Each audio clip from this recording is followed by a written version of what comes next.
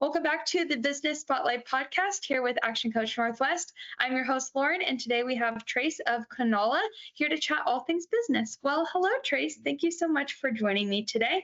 I always like to start off with one of my favorite questions, which is tell me how your business began.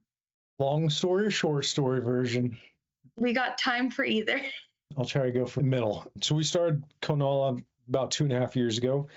We had another business in this industry that was the opposite of healthy fast food, which is what we do now. That's Konala's healthy drive-through restaurant serving high-protein meals. Our mission is to make eating healthy as delicious and convenient as possible. Our first business was almost 8 years ago in this industry. That was the opposite. It was burgers, fries, alcohol. But my wife was always in the industry since she was 16 years old. I never was. So that was our first. That's how I really learned to love the restaurant industry, real estate industry. And, learning all those things from that, we started to get pretty good at it. We won best burger in Idaho 3 years in a row, best bar in Idaho, and realized we were good at it, but it didn't fit our lifestyle. So we went back to the drawing board to come up with something that did fit our lifestyle. My grandpa was one of my first mentors, always taught me that, the best business is solve a problem. And we weren't really solving anything with burgers, fries, alcohol. I felt guilty anytime people would come by and say, sorry, I haven't seen you in 6 months. My doctor told me I'm dying and I can't drink alcohol. It's like, how do you sell something to somebody like that? Where with Konala, offering a healthier meal and really solving the problem of inaccessibility to fast, convenient, healthy food, there's complete conviction in what you sell. So that was what we were looking for, something that was more scalable, but that's just more aligned with our lifestyle. Going way back to why I believe in eating healthy and having a healthy lifestyle. When I was 2, I started having seizures. At one point, on my 3rd birthday, I had my first grand mal seizure. At the peak, I was having to wear a helmet everywhere for a few years, and I had over 100 seizures a day. And doctors that were working with me, they said that I would never learn how to read or write, that I would never really be able to hold a conversation. I was kind of brain dead from all the medications and all the constant seizures, and I would die before my 13th birthday of a continuous grand mal seizure. So I had a super severe form of epilepsy called Lennox-Gastaut. So all these doctors kind of gave up, and then my mom found this doctor in Mexico that on their first call, she said, I think I can cure him. So we started treatment with this doctor in Mexico, and through a combination of technology and primarily nutrition, by my 7th birthday, I was completely seizure-free and first person to be completely cured of Lennox-Gastaut epilepsy with no ongoing symptoms. So no seizures. Congratulations. Wow.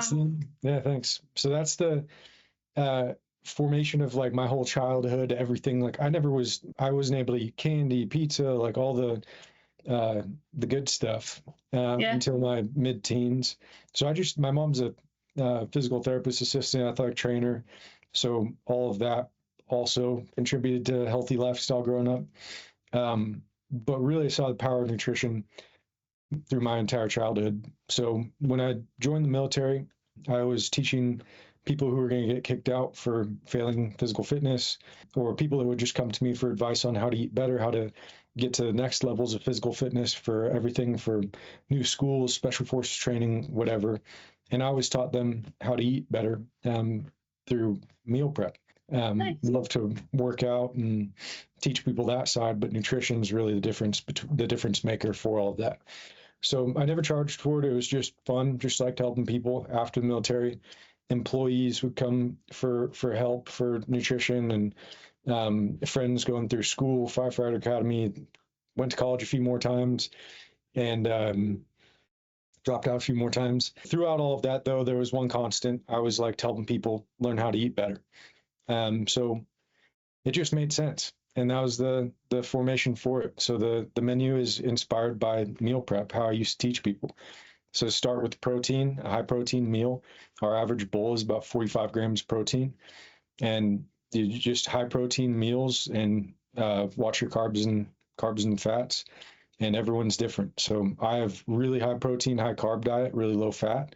Some people do well with more balanced carbs and fats, but everyone's a little bit different, but everyone needs high protein. So that was the inspiration. That was the kind of the story of how I got to where I am. Wow, I love that. That's so inspiring and cool. I commend you for all that. And um, yeah, wow, that's so interesting to learn the backstory. Well, now we're looking back to square one in business, probably more for like Kanala in particular. If you had to start from square one in business, what would you do differently? Start with a mission. Before we came up with anything else, it's what problem are you going to solve? Like I was saying, so pick your mission, and everything that you do needs to fall back to that. It should be one sentence, something clear, easy to understand, like your mission, your product, your why, that you can build a team around, they can buy into and really have a conviction in what you sell or what you serve, whatever it is that you do. So I think that shouldn't be in business for anything that you wouldn't be a consumer of yourself. So start there, and then all the different industries. I mean, it doesn't matter what it is. It should be something that you believe in, and that you can get other people to believe in to build your team. I like that. Now, over the years, what have been your biggest learnings as an employer since you began in business? That I was a terrible employer at the beginning, so I got a lot better at it. But like the military way of leadership is very condescending and fixed mindset. So there's one of my favorite books is Mindset by Dr. Carol Dweck, and she teaches the fixed versus growth mindset. And fixed mindset is that you believe that where you're at is what you're going to be. Growth mindset is that anyone can become anything. They just have to work towards it. And she uses all sorts of studies proving it through neuroplasticity that you can learn, you can continue to grow. And I was very fixed mindset, but also just an aggressive male leader that was like in the military, is yell it out and just some of my other like at the beginning, my first employee was I think she was 15 or 16-year-old female.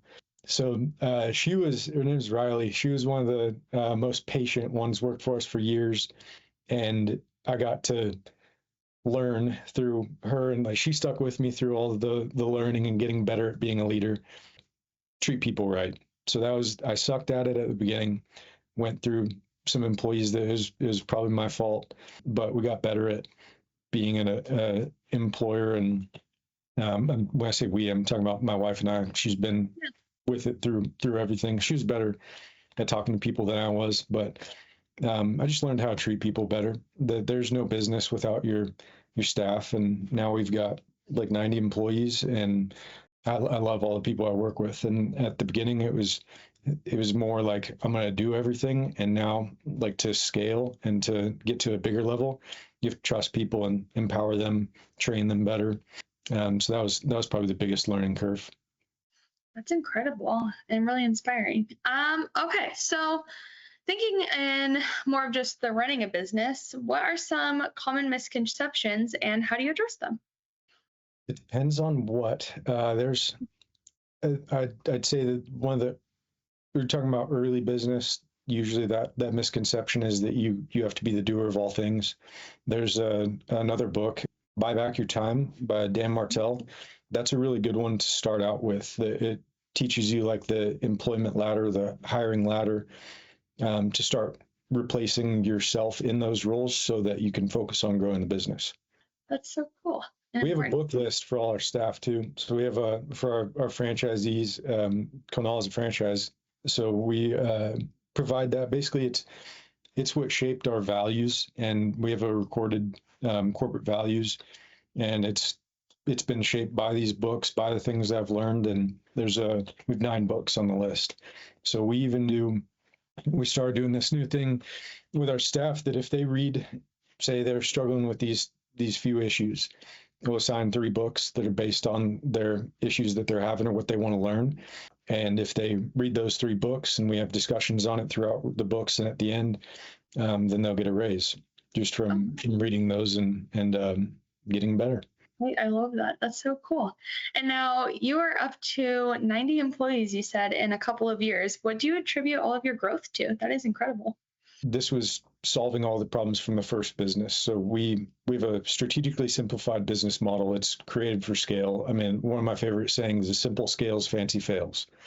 So it's made to be simple so that you can so we can scale quickly. There's a Warren Buffett quote that's create a business it's so simple that an idiot can run it because one day they will, and then try to find great people instead. So I try to make it very simple, but and then find great people. And then it allows us to grow and continue finding more locations, more franchisees. That's incredible. It's so cool. Now, it sounds like you guys are quite busy. How do you balance your personal life with the demands of running a business? I don't believe in balance. Uh, I think it's nonsense. Oh crap, what was it? I'm gonna try to find this really quick. There was a quote that I saw this morning that I really liked. I love quotes. You can't be normal and expect abnormal results. So I don't think that my goal is not to be normal and our business is not to be normal, and I don't really seek balance. I really just work on the business, work out, and spend time with my family, and that's it. So as long as I can fit those things in, I just figure out what your priorities are. They can be imbalanced, and my wife is completely on board with that, and we've built everything for those three things. So I just prioritize time and structure my time very precisely so that I have the time to do everything that I want without kind of burning out. Now, looking to the employees, what qualities do you look for in them, and how do you foster a positive and productive work environment? Yeah, that's a long answer. The first, like the most simple way that we put it, distill it down to two things. We look for the growth mindset that I was mentioning and desire. So desire is they gotta want to be there. I don't want anyone to work for us doesn't want to be there. So there's no one that hates showing up for work, and if they do, then they're probably going to be on their way out, and we'll find someone that wants to be there. So desire to be there, they gotta want the job, want to work, and then the growth mindset. They have to be willing to learn and grow. We always teach people for the position above them and how to train somebody up beneath them. So that's how you scale, is that they got to be able to replace themselves and learn the job ahead. And that's how people that have that growth mindset that want to learn and grow with us, that's how they grow. That's so cool. That's a really interesting way of teaching people too. I haven't heard that before. That's cool. Yeah, it's if you have a simple enough system, then we could teach them anything they need to know. So none of our managers, like shift lead, store manager, district manager, regional manager, none of them have any experience in running restaurants. And we have systems in place for everything. So when there's an issue that comes up, right away we look at is it a people or a process problem? So if first we'll blame a process. So do we have a good process for that? Do we have good training for that? If the process is the training program is dialed enough, then we just do more of that training, and then we look at them. Are they steadily improving? If they're not, maybe a person problem. We got to get them out of there and get someone else that's a good fit. But we always blame it on ourselves first. Look to improve the process, do more training, and if the training still isn't taking, then it might be a personnel issue. Interesting. Now, this is always a fun one. Where do you see yourself in 5 years, and any advice for other business owners who are looking to grow and scale? 5 years is going to be massive growth. We just partnered with a company that franchised Five Guys, Qdoba, Halal Guys, early investors in Kava, Sweet Green. Partnered with them the end of this last year and started selling franchises. Our first one sold in February of this year. Now we have like 25 more stores in development and 30 something more in the pipeline. So there's a lot more on the way. So next year we're on track to open 10 more restaurants. So 5 years from now, I don't know, we'll have hundreds in development and probably a few dozen more open.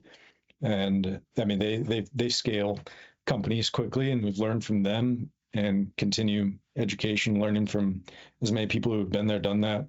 We're really building our bench. So we have probably the most overbuilt team for where we're at. Really focused on developing human capital, just building our team right now. The advice for others, it really depends on what the goals are. So if not everyone, I don't really understand going from just like a little kind of steady growth. I'm at the stage right now where I really want aggressive growth. And I'll give you another book. There's one that I really like. It's Dr. Benjamin Hardy, 10X is easier than 2X. he's got a series of books too, is Who Not How, Be Your Best Self Now or Future Self Now. But 10X is easy and 2X is just a way to really think larger with the business, simplify it so that it can scale. I would say you really just got to determine where you want to be and then what do you have to do to get there, and do an unreasonable amount of work so that when you look back, if you didn't quite hit your target, did I do everything I could? Yes, then that's all that matters. So like growth above all else for me, but it's not really tied to a timeline as much. It's just if I controlled everything that I could, we did what we could, I got good people, then that's a win. It's not really about a number of stores or a percentage of growth. As long as I'm controlling what I can and I enjoy what I'm doing, then that's the goal. That's cool. And then my final question is, what question should I be asking you that I haven't yet? That's a tough one. I really think that people should work backwards from their long-term goal. So create those long-term goals and then ask yourself, what are you willing to give up to get there too? So it's not just the work or life balance. If work-life balance is your goal, then maybe you got to be a little bit more realistic with what those end goals are going to be. Like I said with that other quote, it's if you want to have normal results, you can't just do something normal to get there. No one gets to $100 million, billion-dollar company by accident or just by kind of working the weekdays to get there or something. So I think that one of the most important things people should ask themselves is, what are you going to do? Be honest with yourself on what it's going to take to get to where you want to go. And then are you willing to give up the sacrifices to get there? And if you are, then put in the unreasonable amounts of work, hold yourself to that standard. We're big on standards, I guess. So I would say it would be a question around what standards are you willing to set for yourself, and then put systems in place to hold yourself to it. External accountability, team accountability, whatever you need to hold yourself to it. That's so good. Well, that's all I have for you. Thank you so much, Trace. And for our viewers at home, be sure to check out Konala below and come back for more of our business spotlights.